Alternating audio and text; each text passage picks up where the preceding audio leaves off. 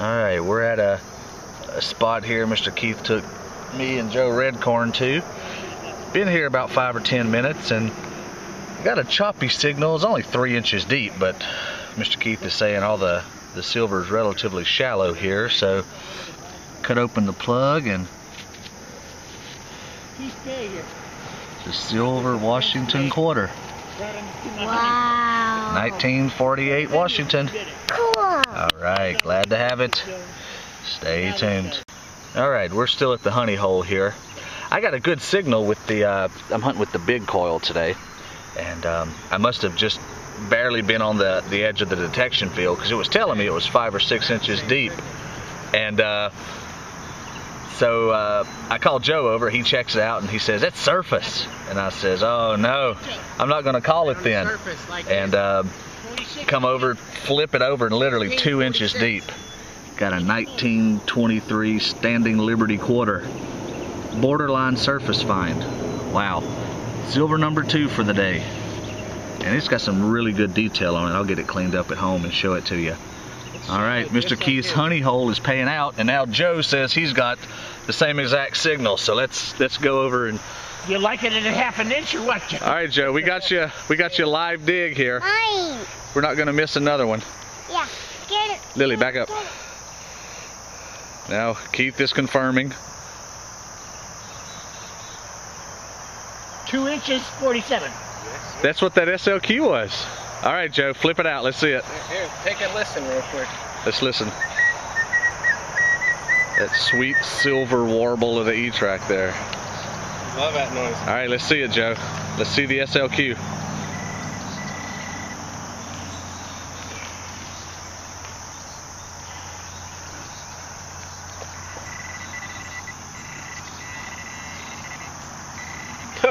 Mine's an iron bolt. Oh no. 2 inches. Mine's a bolt. Joe, I get an SLQ, Joe gets a bolt. It serves you right for getting that gold coin. Yeah, that's what I get. Joe had All right, folks, I got a good signal here, and it was telling me 5 or 6 inches deep. So I'm digging out the hole, checking it with my pinpointer here, and not getting anything. And then I walk over and look at this clump of dirt and flip it over. And there it is. A mercury dime. 1917. Wow, that's an early Merc. 1917 Merc. 3rd silver of the day. Stand. Alright, we're still at Mr. Keith's honey hole here. I got to stay a little longer than I thought I would have, which is good because I got a really good signal. It was another surface signal though, and since I haven't dug any clad out here, with the exception of a very old Jefferson nickel, you dig them, and I'm glad I did. It's a very nice 1923 mercury dime, 4th silver of the day. Got about another hour to hunt here, so hopefully we can get something else.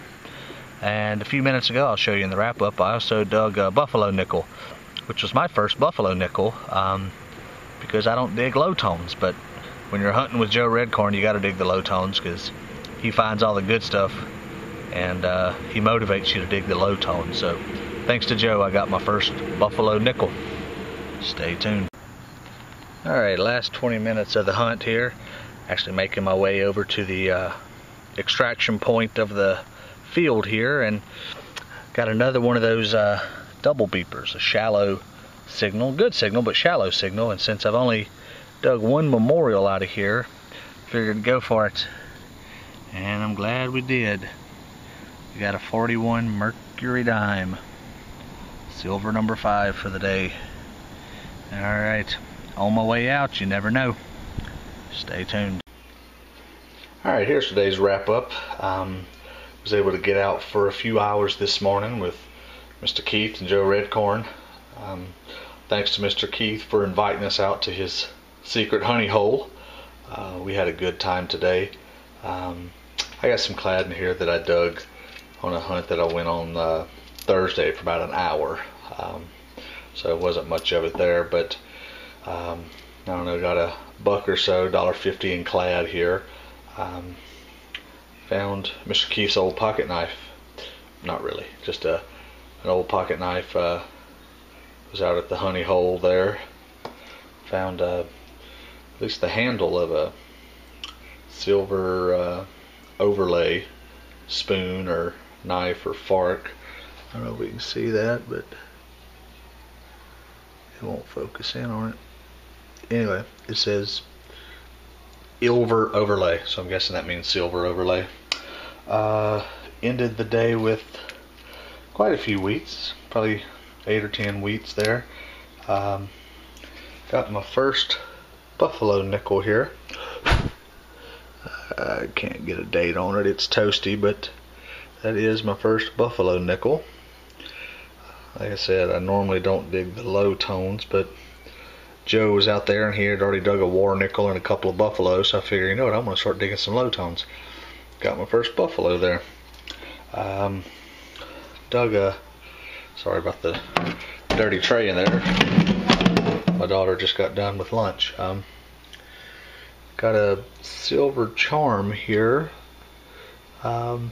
Religious in nature, I'm sure. On the back, it's very crusty, but I can make out, I am a Catholic.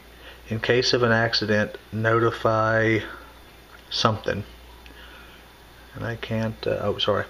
In case of an accident, notify something ST. So, not really sure. Maybe I can try to clean that up a little later with some baking soda or something like that. And then the silvers. First silver dug today was a 1948 Washington quarter here. There we go. Philadelphia. Next was the very shallow 1923 Standing Liberty. I'm sorry, that's a 26 Standing Liberty. And it's got some decent detail on there. You can still see the stars around her shield and things like that. I don't see a mint mark, so we'll go with a 1926 Standing Liberty quarter. Very shallow. And then just 3 Mercury dimes. We got a 1917 D. Too bad that wasn't 1 year earlier. Holy smokes. 1941 D. And a 1923 Philadelphia. So 5 silvers today. Thanks again to Mr. Keith for inviting us out to your honey hole. 5 silvers and a buffalo and a silver charm. Good day today. Thanks for watching.